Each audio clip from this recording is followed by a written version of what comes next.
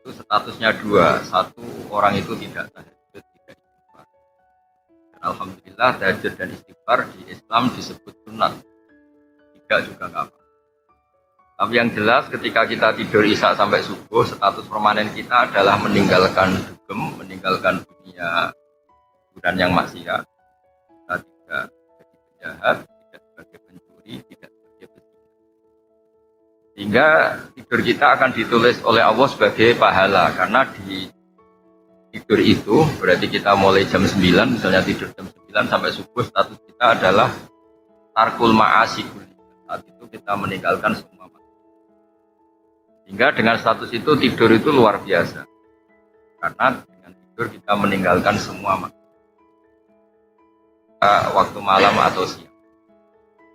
Tentu dengan kualitas tidur yang luar biasa, yaitu tidur yang dengan itu kita meninggalkan maksiat. Plus tentu menjaga kesehatan. Jadi rahmat-rahmat seperti ini yang harus kita jaga sebagai umatnya Rasulullah SAW. Jadi saya sebagai pengkaji fikih, saya ingin Nabi yang Raufur Rahim ini, Nabi yang selalu punya konsep yang menyenangkan ini, hal-hal yang keseharian kita itu jadi ibadah. Ketika Rasulullah cerita ibadah yang luar biasa, di antara yang disebut itu, kamu nyari nafkah untuk anak istri kamu, dan itu juga ditulis ibadah. Kamu punya komunitas yang baik, itu juga ditulis ibadah. Terakhir dari sekian kebaikan itu Nabi ngendikan takufu syarroka anin nas fa innaha shadaqatun minka ala nafsi. Jika kebaikan yang butuh biaya Anda tidak mampu, maka yang penting efek keburukan Anda tidak menimpa orang lain. Itu juga ibadah. Saya ulang lagi sambil menunggu Habib Ali, saya akan cerita ini ada kitab Ithaf Sarah Ikhya. Di kitab Ikhya, karena ini ada acara Iqra Maulidir Rasul. Saya tidak tahu harus menerjemah apa, karena saya juga setuju Mas Khalil yang bilang ini perayaan. Tapi kadang bahasa Arabnya kadung Zikro. Zikro itu mau tidak mau diterjemah peringatan. Tapi karena peringatan yang indah ya disebut peringatan yang perayaan. Atau perayaan yang untuk mengingat. Saya sedikit cerita tentang akhlak Rasulullah SAW di kitab saya halaman 210 juz 8. Betapa Rasulullah ini luar biasa. Jadi kalau kita dalam keseharian kayak umumnya orang, itu juga sudah termasuk niru akhlak Rasulullah SAW. Suatu saat Nabi itu sama teman-temannya, sama sahabat, menyembelih atau memotong kambing. Faqala rajulun alayya dzabhuha, saya yang bertugas memotongnya. Wa qala akharu alayya salkhuha, saya yang cara Jawa bedeti, saya yang mengolahnya. Terus wa qala akhar alayya tabhuha, saya yang bagian masak. Faqala Rasulullah sallallahu alaihi wasallam alayya jam'ul hatab, saya yang bagian mengumpulkan kayu bakar. Faqalu ya Rasulullah nakfikal amal, engkau tidak usah ikut ya Rasulullah, kita saja yang kerja. Kata Nabi, qad alimtu annakum takfunani walakin akrahu an atamayyaza alikum. Wa inna Allaha ta'ala yakrahu min abdihi ayyarahu mutamayyizan baina ashabi. Saya tahu kalian itu akan membiarkan saya tidak usah kerja. Tapi Allah itu nggak suka melihat hambanya yang dalam aktivitas sosial itu paling kelihatan spesial, kelihatan berbeda. Yang lainnya kerja, dia ngebos lah dalam bahasa sekarang. Ini penting menjadi teladan. Jadi kalau perilaku-perilaku orang timur, khususnya orang Indonesia itu kan atasan kayak apa, kalau ada apa-apa ya ikut terlibat. Jadi ketika kita makan-makan, meskipun kita kiai atau kita atasan atau kita pimpinan, itu paling enggak ya urun-urun, nata piring, nata apa, itu ajaran orang tua kita. Ternyata itu juga ditemukan dalam ajaran Rasulullah SAW. Kata Nabi, wa inna huwa ta'ala yakrahu min abdihi ayyarahu mutamayyizan baina ashab. Karena Allah itu kurang suka kalau ada orang kelihatan paling spesial, hanya dilayani tapi tidak pernah melayani. Sehingga keseharian kita sebagai orang timur, saya ulang lagi, keseharian kita sebagai orang timur yang ikut menata-nata kalau ada tamu, ikut menata-nata kalau ada hajatan. Itu juga bagian dari sunnah Rasulullah SAW. Termasuk Said Muhammad bin Alawi Al-Maliki dalam bukunya Manhajus Salaf fi Fahmin Nusus, beliau mengatakan ketika Rasulullah mikot itu ngambil setar ikhram dari Madinah di Bir Ali, itu artinya beliau ngambil mikotu baladi, ngambil dari setar negaranya atau kampung halamannya. Sehingga termasuk sunnah Rasul ketika orang Mekah yang ngambil mikot dari Mekah, yang orang Irak ya dari Irak. Jadi sunnah Rasul bukan berarti orang Irak memaksakan ngambil dari Bir Ali atau orang Mekah memaksakan dari ngambil Bir Ali. Tapi cara berhitung adalah Rasulullah mikot dari Bir Ali artinya mikot min baladi. Sehingga semuanya mengikuti sunnah Rasul ketika mikot min balad. Begitu juga di situ diterangkan ketika Rasulullah itu tahnik pada anak-anak kecil pakai kurma misalnya, itu ya dianggap halawiyat min balad. Itu jenis makanan manis yang di negaranya.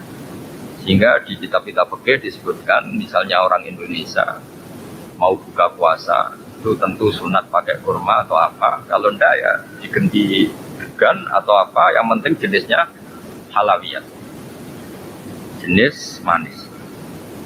Dengan seperti ini perasaan kita sebagai umat Rasulullah SAW yang ditakdir sebagai orang Jawa atau orang Indonesia itu tidak merasa sendiri. Mbah Maimun guru saya di antara karangannya beliau bercerita Nabi itu milik kafatalina, semua orang merasa miliki Nabi. Beliau punya darah Mesir karena leluhur beliau diantaranya adalah Hajar. Hajar itu perempuan cantik yang berdarah Mesir yang dulu dihadiahkan ke Sarah. Sarah kemudian dinikahi Nabi Ibrahim, punya anak Ismail. Beliau berdarah Mesir. Kemudian Sayyid Abdullah punya ibu itu orang Bani Najjar, orang dia Bani Najjar. Jika disebut wakana qad istaza bi akhwalihi bani Aqil nataifatin Najjariyah. Jadi Nabi kalau akhirnya hijrah ke Madinah itu karena beliau juga punya darah ahli Madinah, yaitu Bani Najjar. Beliau juga punya darah Yaman karena lewat Ismail menikahi perempuan itu.